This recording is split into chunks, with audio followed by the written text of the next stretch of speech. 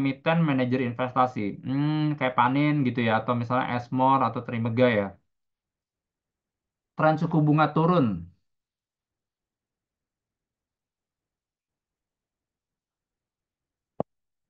Hmm. Jadi sebenarnya kalau misalnya suku bunga turun ya, mungkin cara ngelihatnya sebenarnya dua ya. Kan bisnis model paling tebel buat manajer investasi itu kan adalah equity fund. Kalau misalnya kayak kita contohnya teman-teman subscribe buat yang reksadana pasar uang, reksadana obligasi, sama reksadana saham, manajemen fee paling tebel itu kan adalah di saham gitu. Jadi kita ngeliat nih apakah prospek saham itu bakal menarik apa enggak. Cuma ngasih sedikit gambaran gitu ya bahwa dengan adanya suku bunga yang lebih rendah, itu tren secara historis gitu ya dan tren ke depannya itu bisa dorong dari sisi transaksi saham. Sebenarnya sesimpel kayak kalau seandainya kayak kita bunga rendah banget ya, kita bisa pinjam ke bank, kita ibaratnya jadiin aset kita jadi kolateral, itu kita bisa kayak transaksi saham. Nah, jadi seperti itu.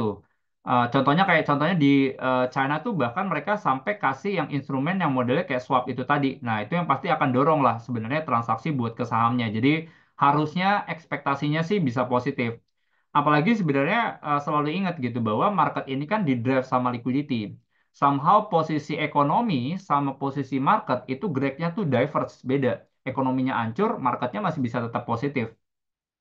Karena balik lagi, apakah liquidity-nya ada atau enggak sebenarnya nih, Pak Edgar. Nah, cuman sih sebenarnya kalau menurut saya sih, kalau dilihat dari posisi sekarang, harusnya dengan adanya liquidity ini, harusnya bisa dorong nih orang buat kayak transaksi ke saham. Itu yang pertama. Kedua, kalau kita ngelihat secara valuasi aset gitu ya, jadi kan salah satunya harusnya posisi aset ke depannya tuh jadi lebih mahal. Kenapa?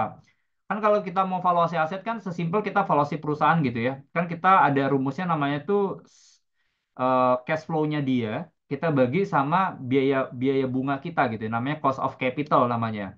Nah, jadi kalau cost of capital-nya di level bawahnya itu turun, artinya kan valuasi asetnya naik. Berarti artinya sebenarnya harusnya ke depannya valuasi saham itu bisa lebih tinggi. Nah, jadi dengan adanya cost of capital turun, valuasi bisa lebih tinggi. Nah, itu harusnya jadi menarik nih buat sahamnya. Nah, cuman kalau misalnya kita lihat dengan suku bunga yang sebenarnya relatif rendah, kan orang sebenarnya nggak mau, mungkin orang akan ambil ketika fase bunga tinggi di obligasinya.